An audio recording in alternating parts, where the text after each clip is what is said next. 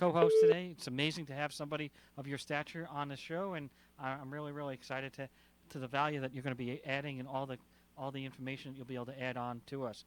We also have our guest today is Rudy Mawer, Mawer, and he's quite an exciting entrepreneur, personal trainer, successful consultant, and he will be appearing on our show in a few minutes as well.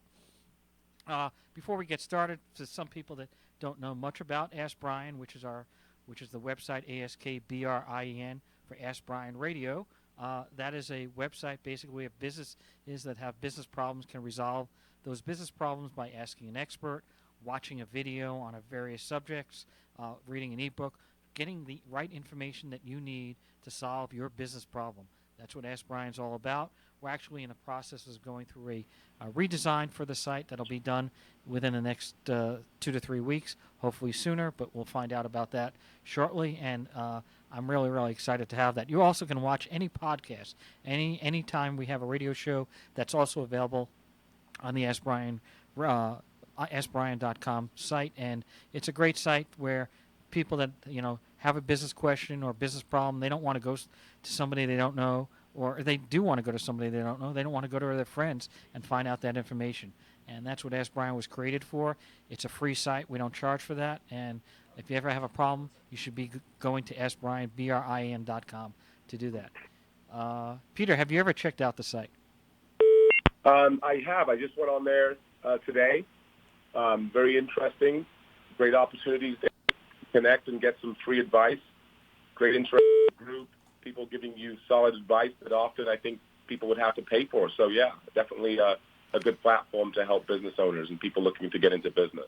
Well, and you have quite a history yourself. You're a speaker and you have your own. Don't you have your own podcast or something along those lines? Yeah. So I have a number of different business enterprises. I was a professional athlete. I played 13 years as a pro basketball.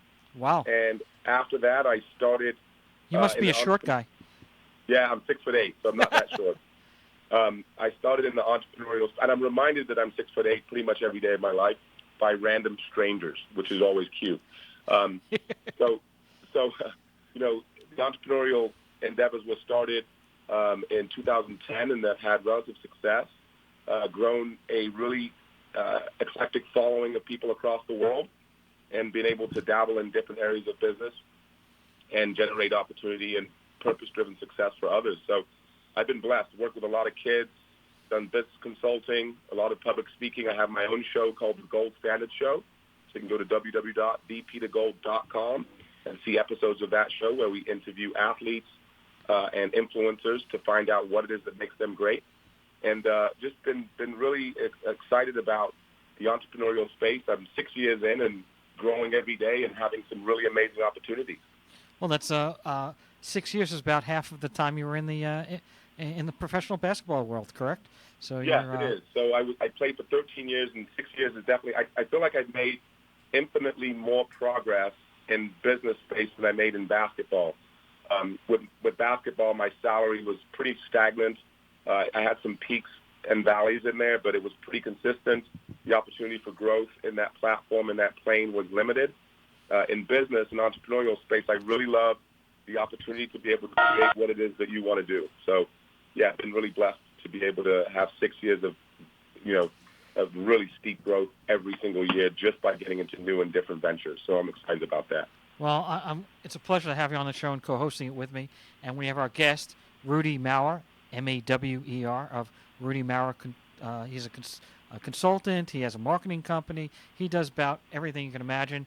He's an entrepreneur, very, very successful, very young, and I'm just so grateful to have him on our show. Rudy, are you there? Yeah, hey, how's it going?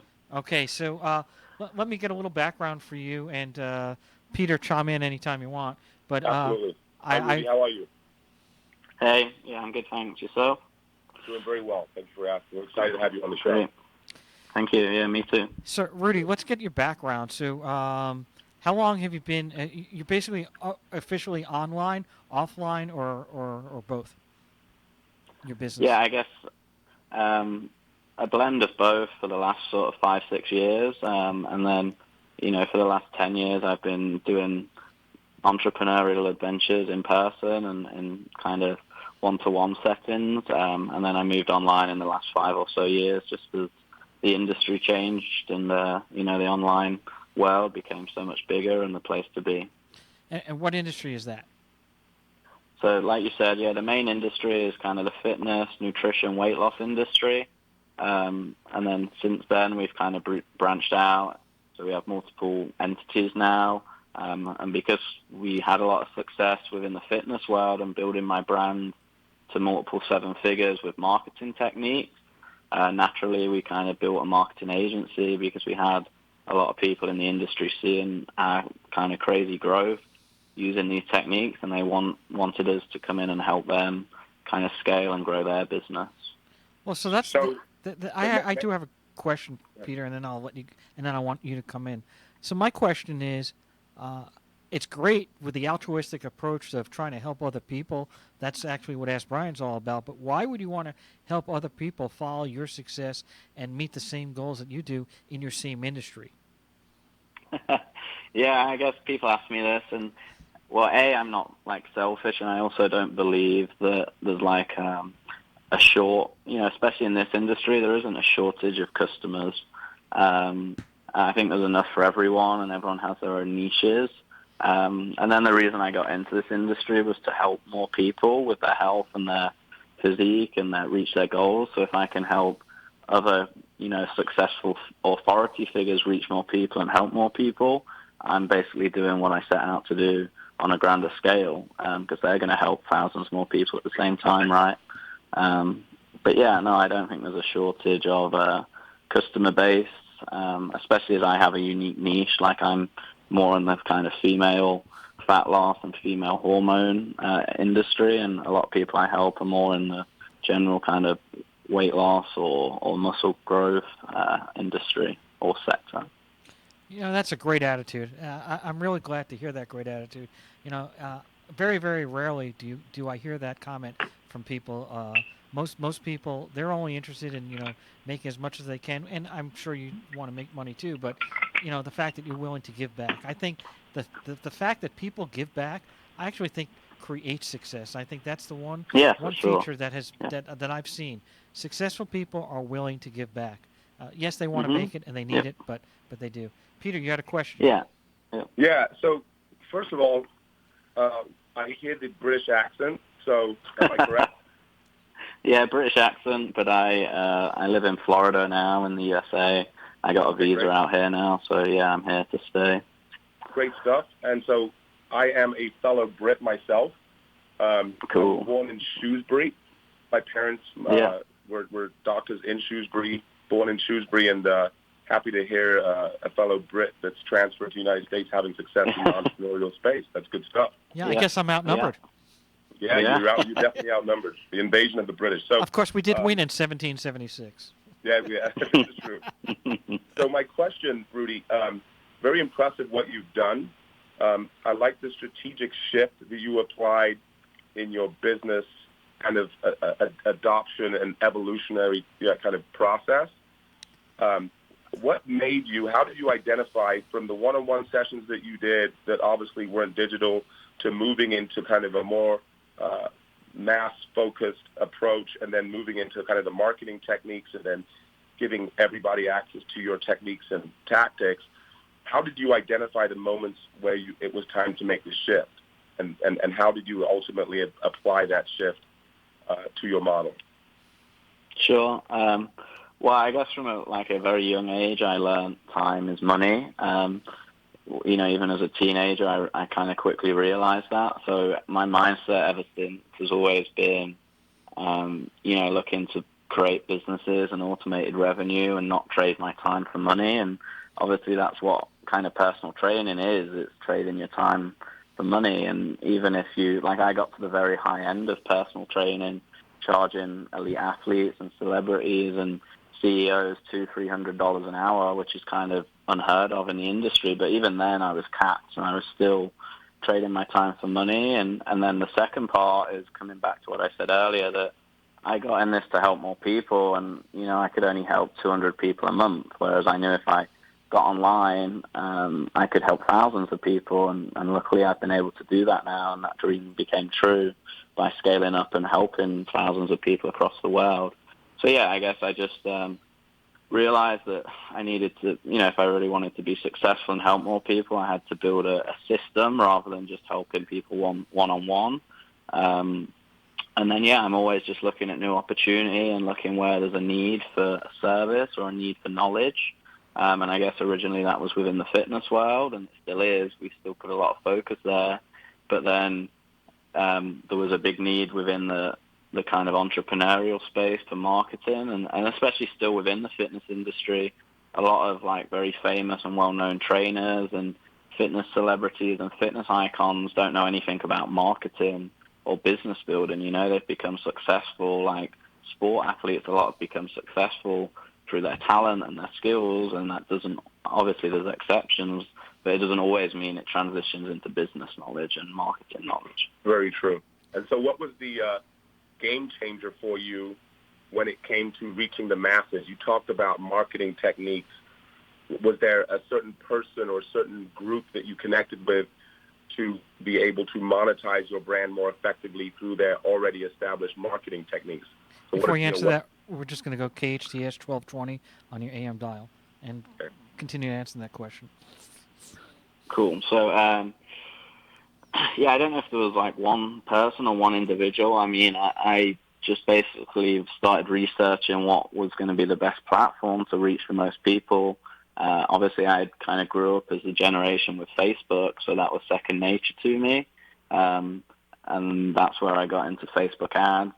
And, I'm very big on personal development, so I read a new book every year, or I do an Audible of a new book every week. And, I started doing more marketing books and learning strategies there and podcasts. So there was definitely like a big combination of just learning from people that had been, marketing experts or entrepreneurs that had been doing this 30 years and just learning different techniques and then applying it mainly through Facebook ads. Awesome. And that's Peter, if I may, that's a great perspective for people in the audience that are listening to hear, because I think as people look at entrepreneurs like yourself and they see the success that you have, they think it just happens overnight. So you sound like you're big on personal development, building your brand, really focusing on what you have to offer the general public and honing in on that and trying to master it and being better. That's so important for people to hear. It doesn't just happen overnight. Very, very important. And I mean, yeah, exactly. You talk to any entrepreneur and they will tell you that there was 10, 20 years behind the scenes. I probably got to kind of whatever you class as success a bit quicker, because we're in a day and age now with marketing and social media marketing and paid advertising where you can do that, right? Whereas 30 years ago you had TV and mail, but that was it. Whereas now you can jump on Facebook and reach millions of people for $50 a day. So we definitely have, I think, an advantage there. And lots of kind of entrepreneurs that have been doing it for 30 years say that this generation do have that advantage. But, I always say that I had put 10 years in behind the scenes working one-to-one to have the connections, the experience, the authority to then come online and actually do it. I wasn't just like a personal trainer in a gym. I was in magazines. I was working with bodybuilders and elite athletes and celebrities. For sure. Rudy, what was your first online success, and what theory or principle did you use for that success? So, I mean, the biggest success, and I guess it was the first biggest one, was bringing out our first program, which was a 90-day bikini plan or a 90-day bikini challenge. And, I basically took everything I learned for 10 years, training people and training women, and put it into a plan that everyone could use and apply, and it was affordable, and there was trying to just eliminate all the barriers that people have to getting into great shape. We made that product, and then we just focused on how to market it. And obviously within that, if you're not in the marketing world, there's a lot that goes into it behind the scenes, rather than being like, hey, everyone, buy my book or buy my product.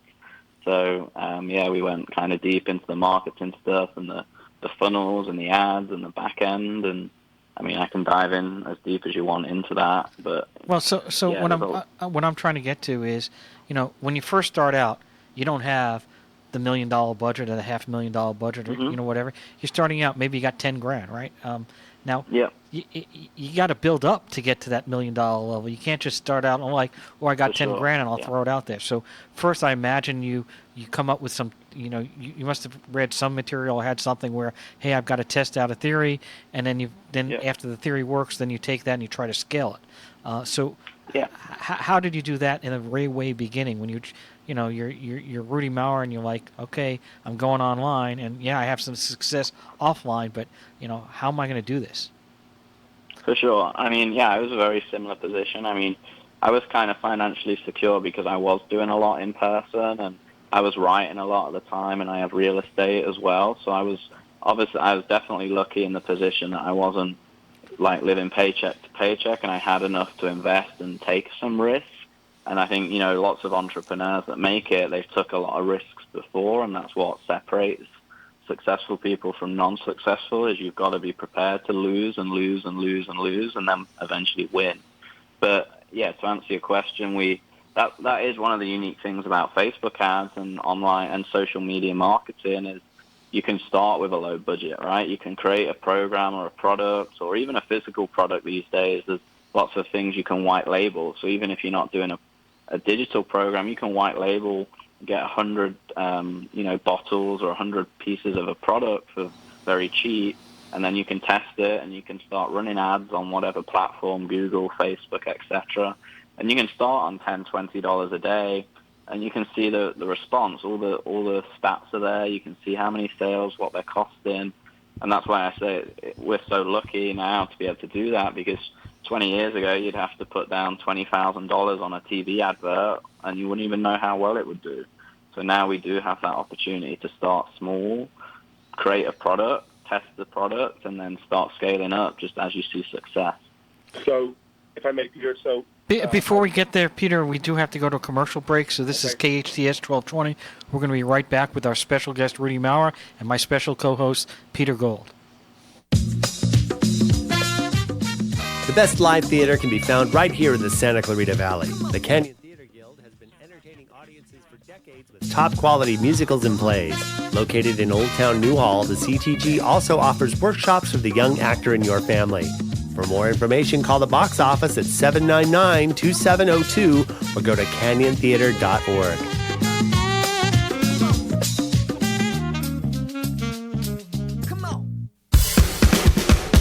Coming soon to the Canyon Santa Clarita, Gin Blossoms, Eddie Money, Chris Christopherson, Timothy B. Schmidt, Petula Clark, Tower of Power, Berlin, Todd Rundgren, Jefferson Starship, John Hyatt, The Spinners, Doc In, Lynch Mob, English Beat, Robbie Krieger of The Doors, Cinderella's Tom Kiefer, Led Zeppelin, Donovan Frankenreiter, Boogie Nights, and many more. Soulful Sunday brunch every Sunday, country nights on Wednesdays, and they're the perfect place to host your holiday parties and special events. The Canyon Santa Clarita, where music meets the soul. Tickets available through Ticketmaster.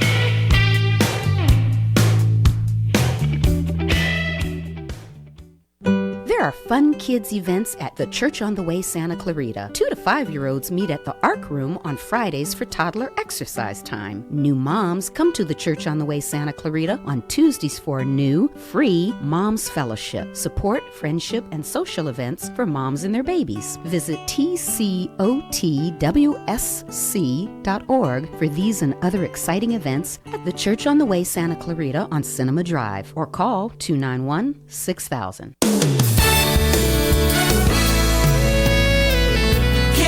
KHTS.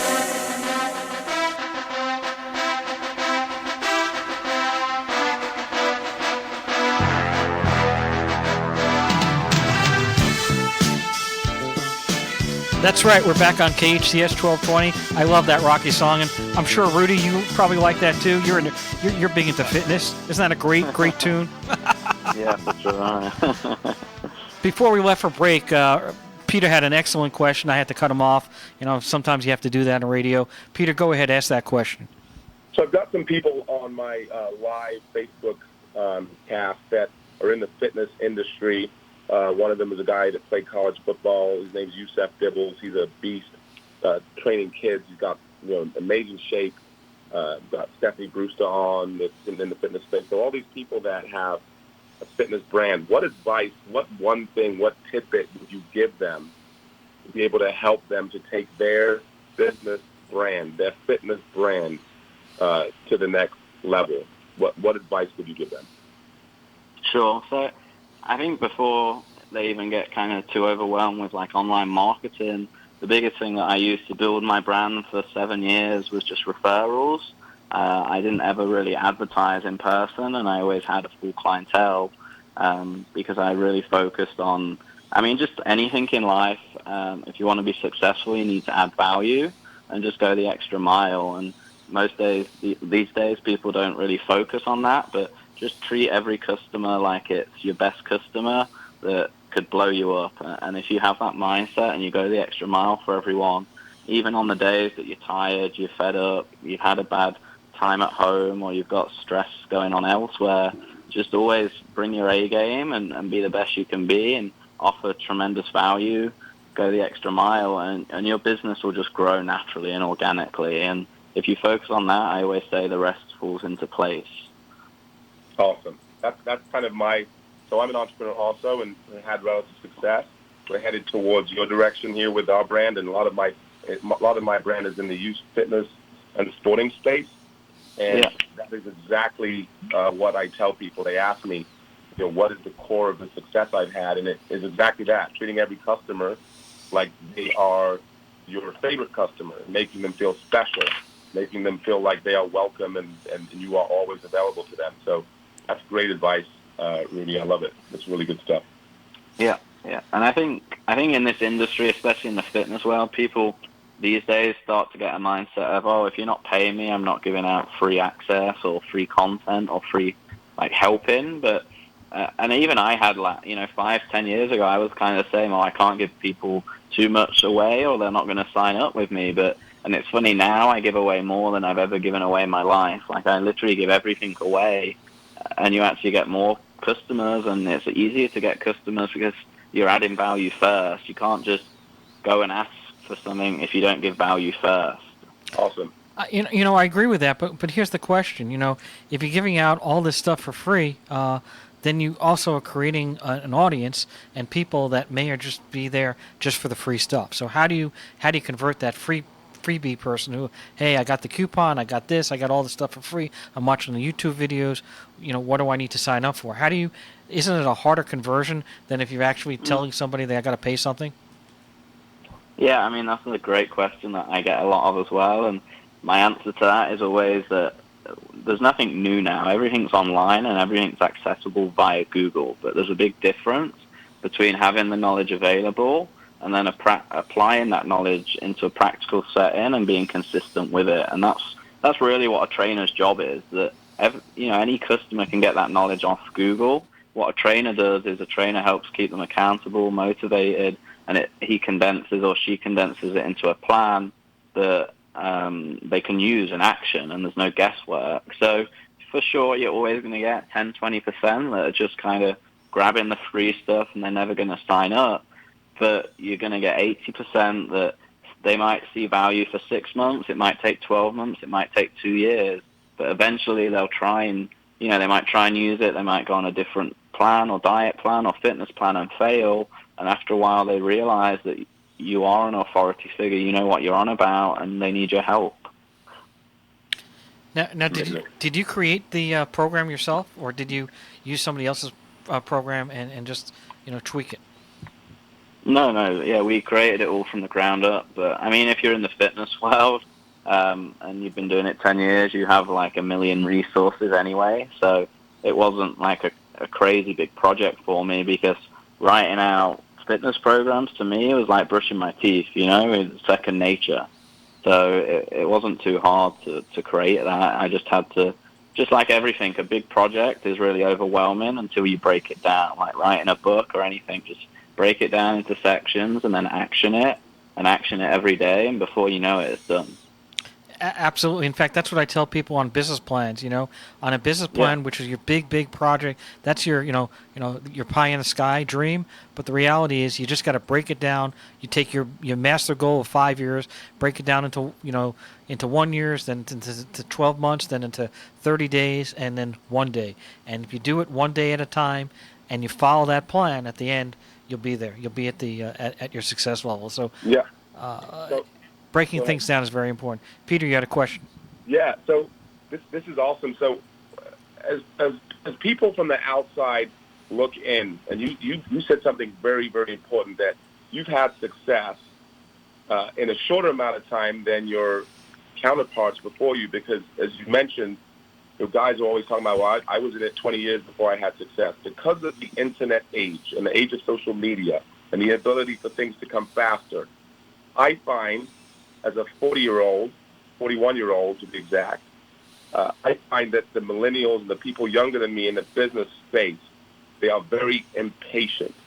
And a lot of that impatience is justified, Rudy, because they are seeing people getting to things fast, and people online with all this information telling them they did it this quick, and they made $1 million in 2 months, and et cetera, et cetera. So these kids are getting impatient, and they're coming into the business space and into the social media marketing space and thinking that they're supposed to get results fast. What would you tell somebody that's new into this space about patience? Because not everybody's going to make it as quickly as you made it, and as effectively as you made it, because you had a brand. You built your brand with the training individually and step-by-step strategic growth. What would you tell them about patience? How important is patience? Yeah, no, 100% agree with all that. And, I mean, it's definitely tough now because there are a lot of kind of marketers that are trying to use that as their advantage, right? Like, oh, build this agency or use this formula to make 6 figures in a year. And there's 100 pieces that have to fall into place. Like, I was an entrepreneur ever since I remember, and I think that helped because I had that mindset and that DNA in me. But yeah, you've got to definitely aim high. I'm a big believer of that, and set goals that scare you. But at the same time, you've got to be sensible. And if you're in the entrepreneur or the business building world, you've got to be willing to fail for 5 years until you get success. And if you're like an instant gratification person and you're not willing to do that, and you ask yourself that question, then this probably isn't right for you, because even when you get successful, you're going to fail again, and you're going to lose it all, or you're going to run into barriers and run into issues. So you've always got to be hungry, but you've got to be patient at the same time, because if you're not patient, you'll quit. And if you keep quitting at mini tasks or mini projects, in 10 years you won't be anywhere. So patience at a base level is so key. That's an excellent point. I constantly tell people, what's the secret to success? And I say, consistently applying the same principle day in and day out. Now, that doesn't mean that if your principle is wrong, that you can't tweak it or move it. But persistence on a daily basis, day in, day out, the grudge work and learning from your mistakes and realizing that the more mistakes you have, the more you're learning, the more successful you're going to become. So I think that's great. And I think it just applies in life in general. Like, weight loss is exactly the same. That you've got to be consistent, and you've got to break it down daily and do it daily for years. And if you do look at the diets now that give you results in 30 days, they're not sustainable, and no one actually has that result a year after, because they're going for the instant result. And that's just the world we live in now, right? Everyone wants instant gratification, and that's kind of sad, but that's where we're at. But if you look at elite sport, an athlete you might not have heard of an athlete, and then 2 years later he's on TV and he's a millionaire and he's super famous, but he was training for 20 years. He probably wanted to quit every month. He probably got injured 5 times. He would miss going out with friends and drinking alcohol and eating bad food for 10 years. And it's the same in entrepreneurial life. Like, they work 18 hours a day, they miss going out to get that success at the end. That's amazing. Rudy, what was your first success? I mean, I bought my first house at 18. That was like a big goal for me growing up. Well, you must have had money, but you must have done something to get that. So what was your first business success? Yeah, so 13 years old, I started buying and selling on eBay. and basically saved up and did that for 5 years to, get my first house, and then I got my second house and got into real estate because I like I said, I learned that time was money, and I saw like an avenue there for automated revenue. But yeah, I guess on a much more micro level, even as a teenager, making money from eBay and stuff was my first mini success, and then buying houses, and then that starts compounding, and that gave me the financial backup and the mindset to then go and do all this because I had secondary revenue and automated revenue coming in to support me if everything went to hell, right, and I went bankrupt with all the online stuff or the fitness stuff. Awesome. So, Rudy, I'm not sure you anticipated the value you would be bringing to myself and my audience on Facebook. And my son just walked in, who's 21 years old, and he is, because of me, he's really inclined to the entrepreneurial space. And Great. Yeah. And he was a high school athlete, very smart, very hardworking, just a grinder. So can you touch on, I love what you said, and I want you to get a little bit deeper into this. You talked about the parallels between a lot of these pro athletes that suddenly just jump on the scene, that people think they just appear out of nowhere, and then the work that they put in to get there, and how suddenly one day from the next to the public it seems like they just came on the scene and made millions of dollars. How those parallels align with the entrepreneurial space is incredible, because obviously I was a professional athlete, and now I'm an entrepreneur, and I apply the same tactics. And Yeah. Go ahead. Yeah, no, I totally agree. It's a mindset thing, right? If you have, and that's where many people don't achieve that high end level or whatever their goal is, because nowadays everyone wants that instant result, and they're not willing to put in the work. And it is part of the media's fault and stuff, and people blowing things up like, I did this in 12 months, you can do it too, buy this program. But it applies to anything in life. Anyone successful in life has put in work for 10, 20 years behind the scenes, and that's why I love reading books, because I get to learn from someone that's done this for 40 years, and they're going to condense all their information to me for the rest of my life. Awesome. Amazing. Yeah, thanks for that. That's a really important thing that I think the public needs to hear, especially this generation. The work ethic, the time, the focus, the attention that goes into being successful. It doesn't just happen by waking up one morning and deciding you want to be wealthy or have a successful business. There's sacrifice, right? This is KHTS 1220 on your AM dial, and we're here with Rudy Mawer, Mawer, and Peter Gold, my special co-host. So, Rudy, not too many people that I'm aware of are buying houses when they're 18. They're pretty much graduating high school, thinking about prom and what they're going to do with life. So that is definitely right there, an unusual aspect right there from my perspective. But you obviously were able to overcome, even though you read books and you got information to learn about and figure out. These 20 years, because you're not that old. For you to have figured it all out, you can read books, you can read stuff, but at the end of the day, reading books and getting that information, getting the education is all helpful. But at the end of the day, you can't just go out there. Most people just can't go out there and say, okay, well now I read 20 books and now I know what to do. So how did you figure that out? Yeah, great question again. I mean, I think if you do read 20 books, you'll still be way further than you were before you read 20 books. I think there's such power. Not if they were all on insects, but go ahead. Well, yeah, if you read the right books, there's a lot of power in them, just because the people offer so much value, right? If you read the books from the most successful people on the planet, they're going to give you a lot of what they've learned the hard way. But yeah, ever since I was a child, I was very entrepreneurial, so I'm lucky to have that mindset. I was the kid in school selling the candy, and I was the kid selling the cards and making money wherever I could, and I was selling cakes when I was like 9 years old and making my parents drive and drop cakes off to all my friends, which I would sell because I liked baking when I was like 9 years old.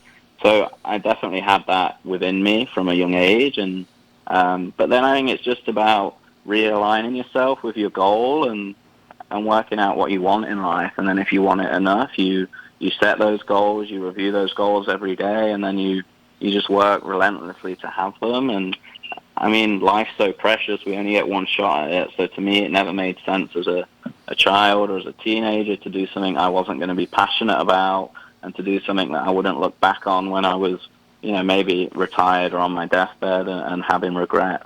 So just goal setting, having a vision, and doing what you're passionate about, because that's pinnacle to long-term success as well. Who was your mentor?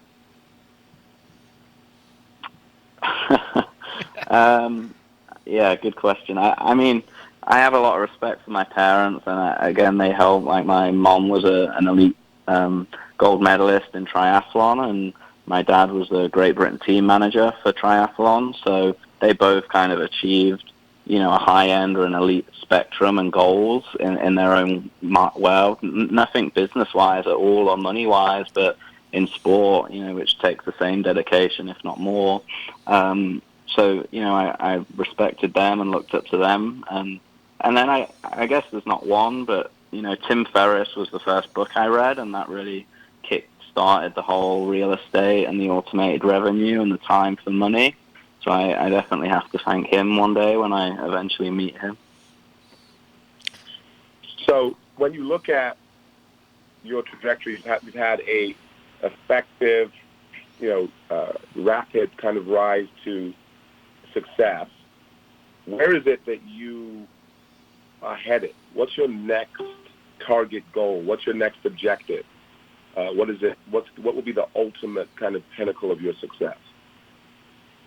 Yeah. I mean, we have goals for the next few years. I don't know whatever will be true success to me, because every time I reach a goal that I thought was impossible, I realign it and set it higher. So next year we aim, like, revenue-wise, we want to do 12 million and then 50 million by the time I'm 30 years old, have a $50 million business. So I guess that's like our big goal, or my next big goal, revenue-wise and business-wise. But I don't think I'll ever class myself as successful, because once you do, you lose everything. You fail because you're not hungry anymore, and you're not passionate anymore. So you've got to, I'll be doing this at 70. My goals might be different. It might be to fix a problem in the world, or to give back more, or to help more people, or to give more to charity, or to help a sports team, or help at my local school. I don't know what it'll be, but I'll always, like, without goals, I have nothing. Like, that's my fuel, my energy every day to wake up. So how often do you pinch yourself? Pretty often. Yeah, pretty often. I mean, I every day I kind of write down what I'm grateful for, and I always try and give back every day. So every day, I guess. How often do you review your goals and set new ones? I review my goals every day. I have 4 big whiteboards in my house. If you walk into my apartment, it looks kind of like an office, because I have figures and goals written all over the place. I have all my goals on my iPhone screensaver, so I see them multiple times a day. And I write them down on paper as well every day, so I see them multiple times a day. And I review them yearly and quarterly as well, but every day. Do you have an advisory board or other people that you go through, or is it just yourself? Yeah, I mean, just myself. But I have a few close friends that are doing similar things with similar missions and goals, and, we share a lot of it together and chat a lot, and I'm part of a couple of good kind of entrepreneurial groups that I go away with, and that when I think I'm doing well, there's someone else making what I make in a year in a day. So I'm like, oh, damn, I got to step up my game. Yeah, get with the program already, will you? Yeah, right. To be at your age and to achieve what you've achieved, even the house at 18 is I know people that are, 40, 50 years old that still don't have a house. So, I mean, that's quite an amazing goal to have achieved at such a young age. And by the way, we do have something in common, because when I was 13 years old, I had a candy store. So I get the whole baked goods and selling when you're young. Yeah. But we're going to be taking a break here, and we'll be back in about a minute or two. We're on KHTS 1220. We're here with my co-host, Peter Gold, and our amazing guest, Rudy Mawer, M-A-W-E-R, on the Ask Brien, A-S-K-B-R-I-E-N radio show. We'll be back in a second. If loving arts and craft shopping is a crime, we plead guilty. The 28th Annual Harvest Festival Original Art and Craft Show comes to the Ventura County Fairgrounds Friday through Sunday, October 6th through the 8th. You'll always find something special with more than 24,000 handmade creations from hundreds of artists. Bring canned goods for donation to Food Share and you'll get $2 off admission. Kids 12 and under are free. Visit harvestfestival.com or call 925-392-7300. Cancer is unpredictable. You need a cancer center that's several steps ahead. For over a century, City of Hope has been advancing science that saves lives. From 4 of the top cancer-fighting drugs to stem cell transplants with unparalleled survival rates. Rather than just heal the body, City of Hope helps you re-become the person you were before cancer. City of Hope has 15 locations throughout Los Angeles. For the location nearest you, visit cityofhope.org. Lots of people can build websites, even your sister-in-law's cousin. But there's one Santa Clarita company that specializes in designing websites for your business. Small Dog Creative. The Small Dog Creative team are local designers who are hands-on. Their talented team of experts build premium websites and redefine branding. Small Dog Creative doesn't just build websites, they'll upgrade your business's online presence and turn your business into a powerful online brand. Small Dog Creative, Santa Clarita's most innovative web and design company. SmallDogCreative.com. Do you know a single parent struggling either financially or emotionally in the Santa Clarita Valley? Single Mothers Outreach is an organization that focuses exclusively on the needs of vulnerable single parents. Single Mothers Outreach provides assistance with housing, financial organization, life and career skills, in addition to emotional health and support. Single Mothers Outreach also provides single parents with a community of people who understand exactly what a single parent goes through and the struggles he or she faces on a day-to-day basis. Visit singlemothersoutreach.org. Hometown. Your hometown station.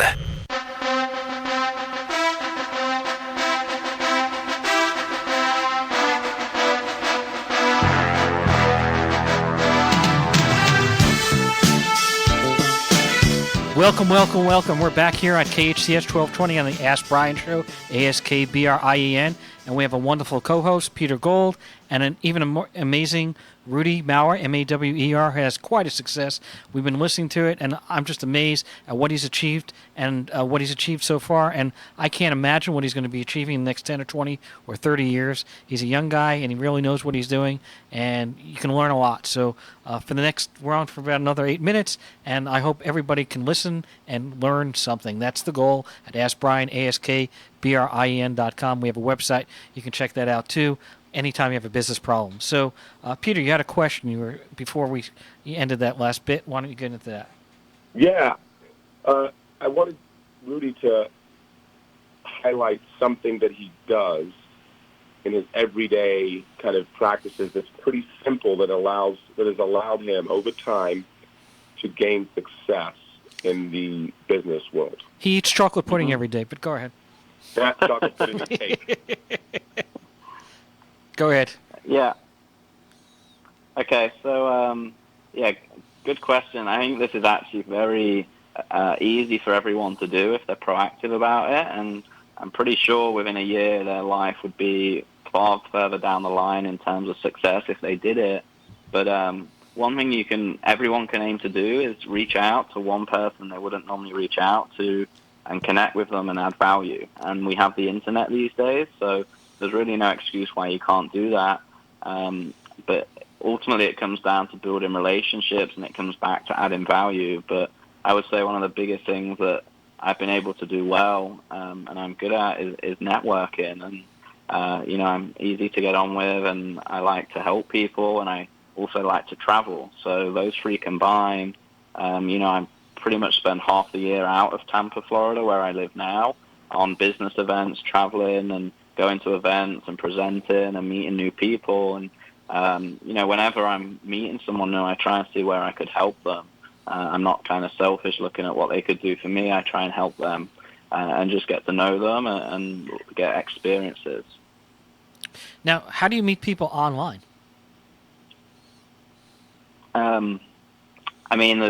We have Facebook, so that it's very easy if you are within a niche or an industry. So say for fitness, for example, there's lots of fitness groups out there now for personal trainers, or if you are into marketing, there's groups for marketing. So it's very easy to join groups and connect, and that's ultimately what Facebook is, and that's what even recently Mark Zuckerberg released, that their vision was to connect more people within groups. So whether it's just emailing people that you've not spoke to for a while, old friends, people that you may have connected a year ago at an event, or going into groups and networking and connecting with more people. I think, it's a world of opportunity now with the internet, and if you're not leveraging that, you're going to lose out. Explain what leverage means. Utilizing it to the best of your ability for a positive outcome, I guess. So, you have a resource, like anything in life, a resource. If you don't use it effectively, then you're not going to optimize that resource and get the result. So, yeah, for Facebook, for example, or the internet, take advantage of being able to connect and reach and help people on a daily basis that you would maybe never have met. And for all you know, they could become your best friend, or they could connect you to one person in your business life in 5 years that totally transforms your business just from that one connection. And you never know who that's going to be, so if you're not doing it, you'll miss out. I gave a speech to a group of 1,000 high school people that had graduated with a 4.0 average, and I gave a speech, and my entire speech was talking about constantly meeting and introducing yourself to people constantly, because that may become your wife, that may become your business partner, that may become your success. That you can never have enough people that you reach out to, and I'm not talking about fake. I'm talking about actually going out, seeing people, no matter who they are, sitting on the park bench wherever they are, talking to them, finding out information about them. You never know who might help you out one day. You never know who that person may be, and as I said, that could be anyone. And I gave a whole speech. It was a 44-minute speech on that one subject. So, wow. But we don't have 44 minutes today, and we're not interviewing me. But anyway, that is excellent, Rudy. How do you? But that's on the online side. So then, I guess you said you're part of a couple of groups out there. How did you find out about these groups that you're networking with? Sure. So I found out about these groups from people that I was proactive to become friends with or reach out to, right? So it's all a web or a connection. If I hadn't have done what I do best and I wasn't proactive, and I mean, it helps that I'm a confident individual, but still I worked on that and developed it like any other skill in life. But yeah, a friend introduced me to one of the groups. I joined it, and from that I have a business partner now, one of my businesses. I have friends all over the world, and I travel all over the world as part of that group. So yeah, that's just a perfect example of you never know what one little small action today how it could impact your whole life. Last question I have for you is, what was your biggest failure, and how did you solve the problem? Sure. So I guess my biggest failure was not that you're on the spot or anything, but. Yeah. I mean, I've made lots of mistakes. Like, I haven't had one mistake that's transformed everything. Some people have in business. Touch wood, I've never had anything that critical.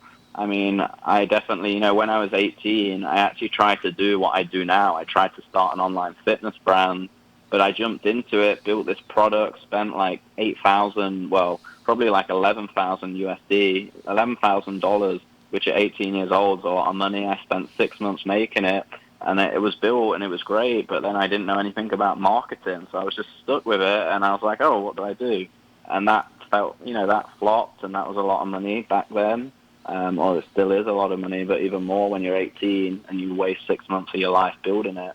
So I guess that was one mistake, and then just trying to do too much too soon. So now we do a hell of a lot, but we have 16, 17 full-time employees that are all amazing at what they do to support me in all my business adventures. But we were trying to do what we're doing now 2 years ago when we didn't have that infrastructure, that procedure-based and team in place to do that. So how did you learn from that mistake? So you had this problem, you spent $10,000, $11,000, you built all this stuff up. How did you learn from that? You were more cautious when you're building your next business? Were you more taking in? How did you apply that? Sure. So, I mean, just when I went online again a few years later, I realized to be successful online, I needed to become good at marketing, and I needed to learn the online system, just like you don't jump into something without knowing how to do it, right? And so I knew a lot about fitness. I have a master's degree, and I was a researcher in a lab. So my fitness knowledge is very good. So I was like, right, now I need to stop reading fitness books and nutrition books and podcasts and audio books every day and change that into business and marketing. So I became a marketing expert, and then that's where I was able to scale my business up very quickly. That's amazing. We've got about 30 seconds left. So you have a quick question and a quick answer we can get at? Yeah. Do you have a fear of failure? I think everyone does deep down, right? But I don't let it get to me. Like, it motivates me, but no, like, I'm focused on my goals. And I hate to say it, but we have to wrap it up. We had a great episode today with Rudy Mawer, our special guest, and our special co-host, Peter Gold. And when I hear Rocky, I love it, but that means time's up.